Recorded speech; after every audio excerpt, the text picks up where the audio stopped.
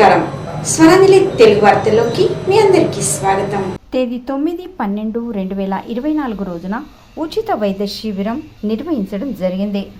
అఖిల భారత పద్మశాలి అన్నసత్రం యాదగిరిగుట్ట ఆధ్వర్యంలో ఉచిత వైద్య శిబిరం నిర్వహించారని ప్రధాన కార్యదర్శి రచ్చా శ్రీనివాస్ వీరు తెలిపారు.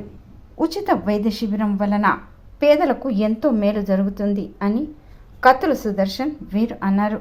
Kamineni academy of medical science మరియు రీసెర్చ్ సెంటర్ ఎల్బీ నగర్ వారి వైద్య బృందంచే పరీక్షలు నిర్వహించారు. 130 మంది ఇందులో పరీక్షలు చేసుకున్నారు. ఇందులో బీపీ, షుగర్ ఈ యొక్క పరీక్షలు చేయబడ్డాయి.